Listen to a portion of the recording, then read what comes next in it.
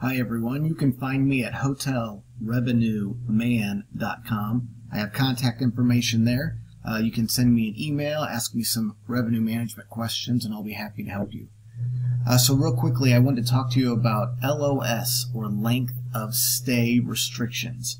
This is when you set in your property management system, or PMS, restrictions so that people have to book at least 2 days.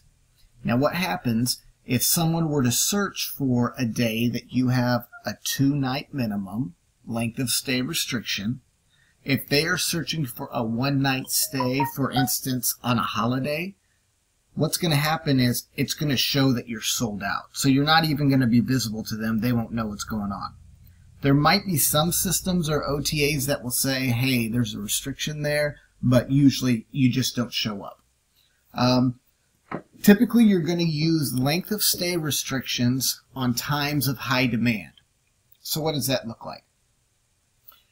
If you go back over the previous calendar year and look at the occupancy for each date, you're already going to have a good guess of what your times of high demand are.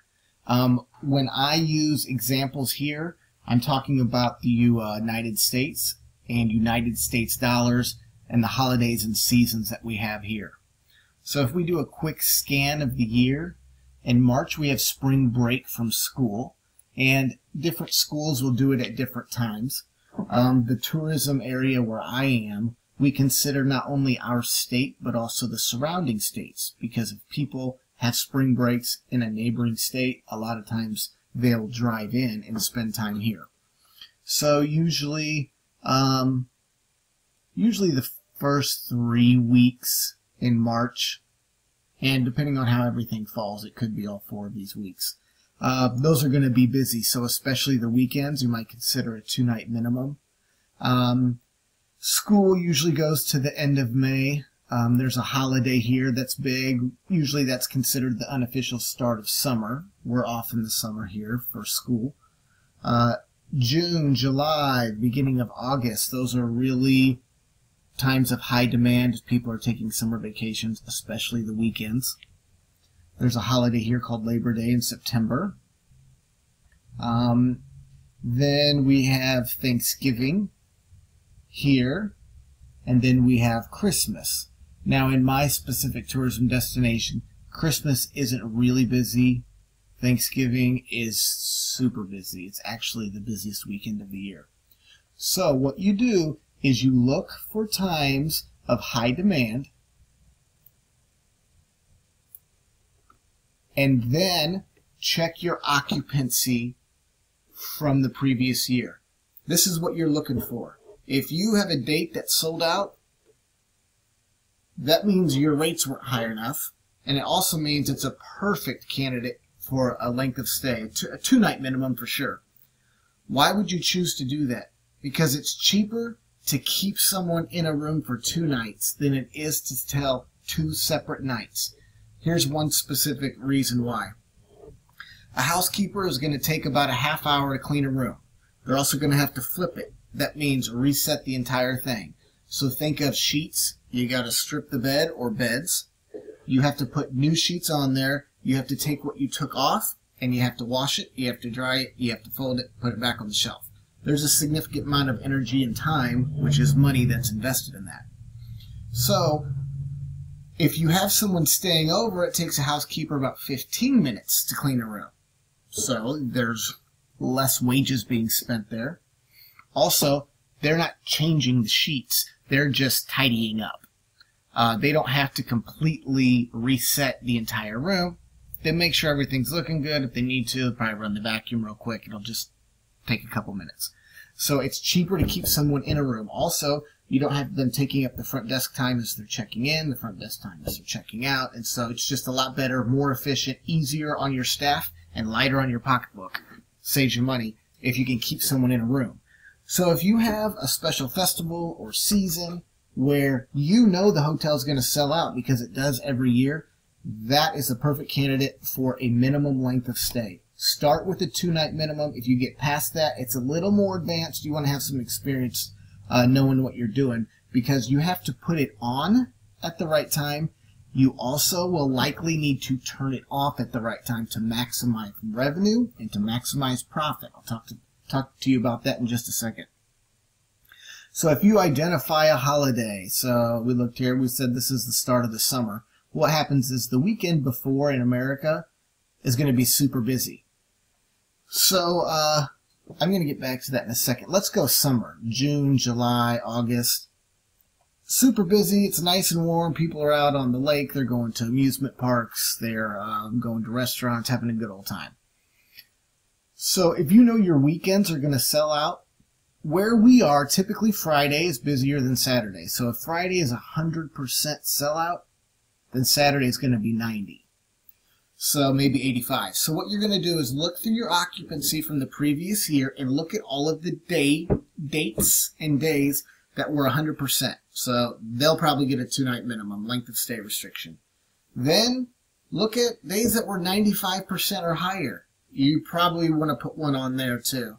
Even look at dates that were 90% or higher and consider a length of stay restriction. So you're going to start with a 2-night minimum. Now the majority, if you do some searching, you can find it, but I'm not going to tell you specifically. If you do some searching, you can find out the typical demand curve for lodging. You've got to think of companies that are going to have a lot of data and that are worldwide. They can tell you, probably even by country, because I've seen and read the papers, what your booking window is. Nearly all of them are the same across the world. There are small variances, but they're nearly all the same. And it works like this. The vast majority of your bookings for any given day are going to come within 2 weeks of arrival. Which means if you have your rates priced too high, if you have restrictions on dates that you shouldn't have restrictions on, and you realize it 2 weeks prior to arrival, you can still save it. It might not be optimal, you might not got as much revenue as you wanted, but you can still save the day.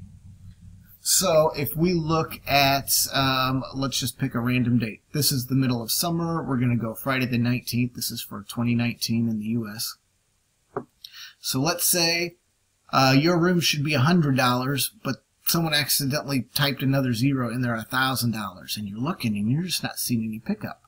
Now it's Friday the 5th and you realize, oh my goodness, my rooms are priced at $1,000. They should be $100, and you hurry up and fix it. You still have time to collect the majority of your bookings. And if it's a time of high demand like this, you might have accidentally done yourself a favor because the entire town's going to sell out. You're going to have last rooms available. You can raise your rates as you see it filling up too fast, and you might make more money than you ever did on that date. But it's really scary the first time you're doing it, waiting for everybody to sell out. So usually you want to work up to it. So let's say you put a 2-night minimum here. So what's going to happen is, let's say that your room was priced at $100 like you want it to, and let's say you did these rates at the beginning of the year. So they've been in place for months. It's priced at $100, and you put a 2-night minimum at the beginning of the year. If you're going to do a restriction, you want to do it from the beginning or as early as you recognize there needs to be one. So what will happen is everyone looking for a 1-night stay is not going to see your property. So everyone looking for 2 nights or more is going to see your property as an option. So you're going to be getting a lot of 2 and 3-night stays, which is good.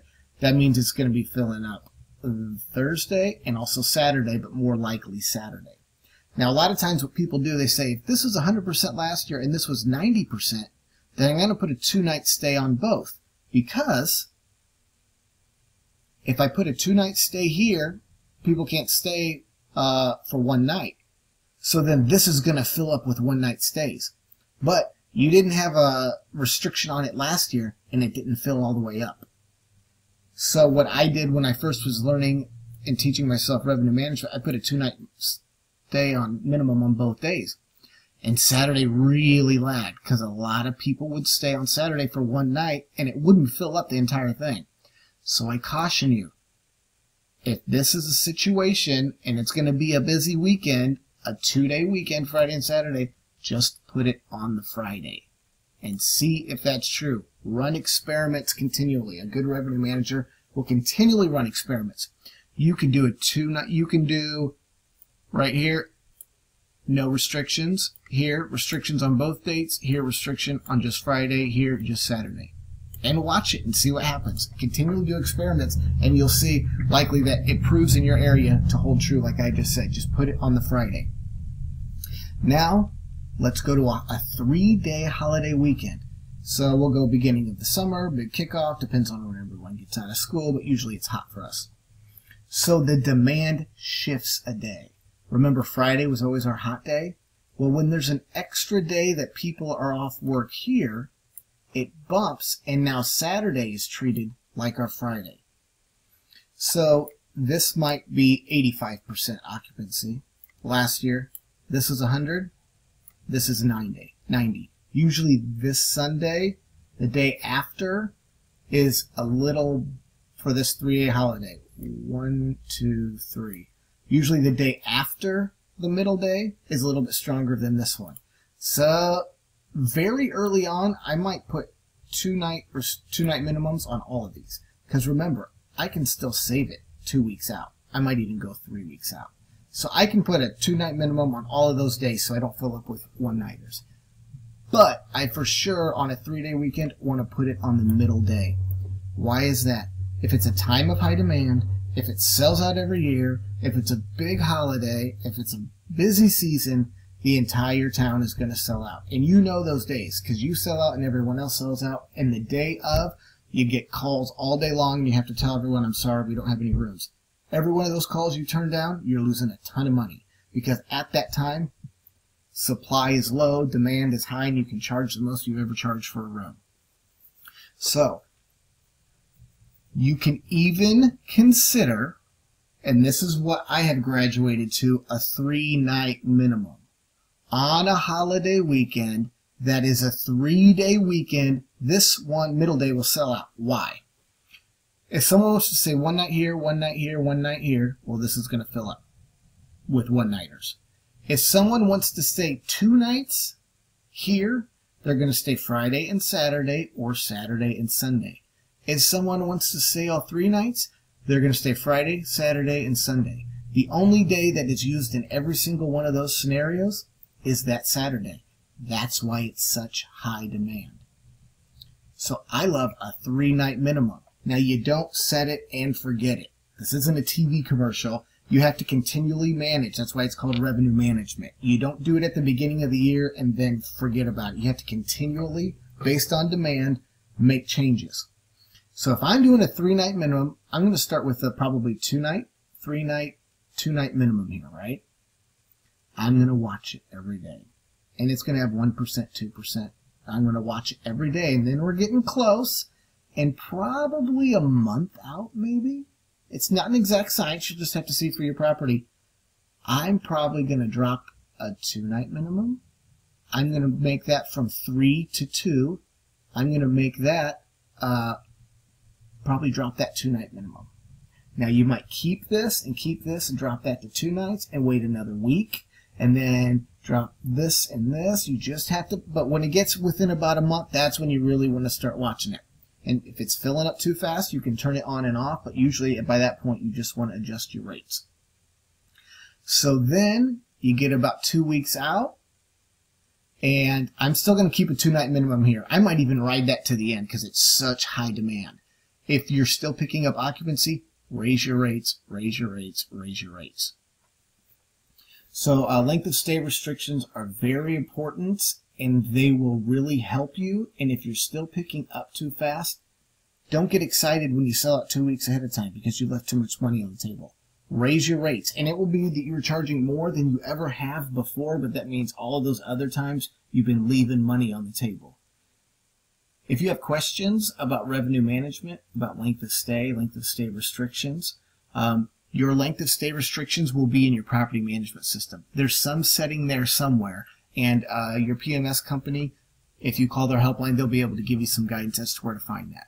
But send me your questions at Chris, C-H-R-I-S, at hotelrevenueman.com, and visit my website, hotelrevenueman.com, for more revenue management information. Thanks.